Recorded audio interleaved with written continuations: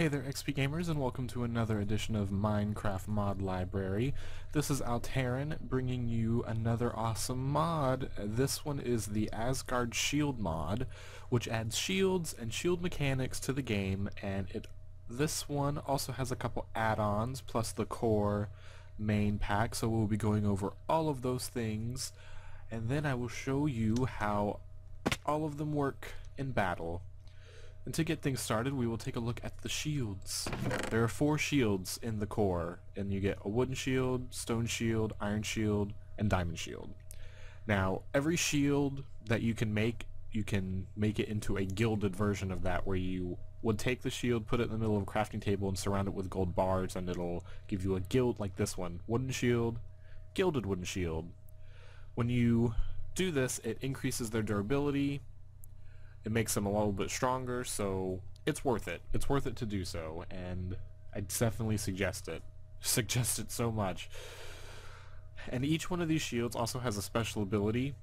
Like Stone Shield, its special perk is fire resistance, but it is also weak to explosive damage, so while you're guarding with it, you're going to be more susceptible to like a creeper or something like that. Wood can catch arrows, but is weak against fire, obviously. And that's the 4 main shields. Now, moving on to this, we actually start getting into the add-on packs, and this one is the Nether Ender pack, which gives you Ender Shield and another Quartz Shield, and you can guild those two, and they have their own perks and weaknesses. And over here, we have the Hollowed add-on, which gives you a Skull Shield and a Patchwork Shield, which is made from bones and skulls from the skeletons, and this is made of the rotten flesh from the zombies as you kill them. And this texture pack I'm using is a patch for the SP Hex texture pack that I use all the time, so that's why these shields look super awesome right now. Super awesome. Look at that skull. Look at that skull. Awesome. I love this mod. And the last add-on is actually used with another mod, the Harken Scythe mod, and that's the Biomass Shield and the Living Metal Shield. You have to have Harken Scythe installed in order to use this particular one.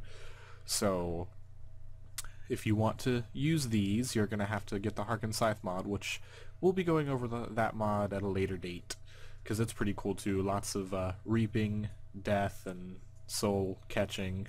All the goodness. All the goodness. And those are the shields. That's all the shields you can make in this mod. And it also adds some new weapons. You'll get some giant swords called Zed swords.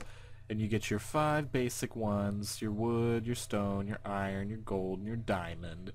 Now each one of these kind of acts as a sword plus a shield together, so you won't have a shield to use with these. When you guard with it, it kind of acts as a shield on its own. And each one of these items, the shield, the giant swords, they all give you a percentage damage decrease just by having them equipped. It's a passive ability that all of them have, so it's worth it just to have them because it decreases the amount of damage that you take. Each percentage is different depending on what material they're made out of, so like diamond is going to be more resilient than, you know, stone or wood would be. And also giant swords coming with the add-on pack, so you get your nether and your end giant sword, your skull and your patchwork, which looks like a zombie leg, which is really cool, and living metal and biomass. Now none of the swords have any kind of special abilities on their own, however you can enchant them to give them some special stuff, along with the shields. All the shields are enchantable, all the swords in the mod are enchantable, so you can really kind of give yourself some good oomph with what you're doing. And everything is pretty simple to craft. The recipes are fairly easy. You'll need, like, say for the swords, you're just going to need iron and a stick, and it's going to fill up the majority of the crafting table. For the shields, you're going to need a lot of leather. Each one uses leather. I think the only one that uses something special is the Ender Shield. It needs an Eye of Ender in order to be crafted. So you need lots of obsidian and lots of leather and ender eyes, so go kill those endermen for those. And that's all there is for this part. Now allow me to take you away to land of ruin, and we will get into the mechanics of how some of these work, because that's really where the bread and butter of this mod is. It's very unique in how this is implemented and how you can use it in battle, and I think it's a really awesome thing, so let's get started on that. I've gone ahead and grabbed just a couple of the things because the mechanics are pretty much the same for all of them, just minus the special abilities and any enchantments that you may or may not want to add to them. So first off, I'm going to be showing off this lovely giant diamond sword, and I'm going to spawn a couple zombies. Now, as you can see, it hits the same. It's a little bit stronger than a regular diamond sword, but when you guard with it, you actually get the guard symbol like you would with the shield, so that's pretty neat. And your guard gauge will go down as you hold it, so you run the risk of losing your guard if you hold it too long, and eventually it'll break, and when it breaks, you won't be able to guard for so ever how long amount of time. And then the Ender giant sword, I just thought it was cool. Oh, a creeper. Anyway, right on. It's all, everything's fine. Now, I wanted to show the patchwork shield and the patchwork sword because they're not necessarily the strongest. They're actually fairly weak as far as durability. However, as you can see, it runs down pretty fast while you're using it. But the thing with this is it's really easy to make because all it uses is a stick and some rotten flesh. So while yes, it does run down fairly fast, you're going to be able to make a lot of them, and a lot of them very quickly.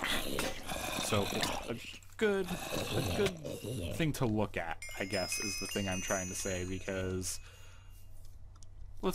rotten flesh doesn't have a whole lot of uses, and as you can see, I just decimated an entire group. I've got 17 rotten flesh. I could make probably 2 more of those patchwork swords, and the same with the shield. Now the shield's special ability is foulness, which I believe runs down your hunger bar faster, so it's kind of a be wary situation. But now, time set night. Oh, right on. I'm good at this. I got this. There we go. I don't want my creatures to die as soon as I spawn them.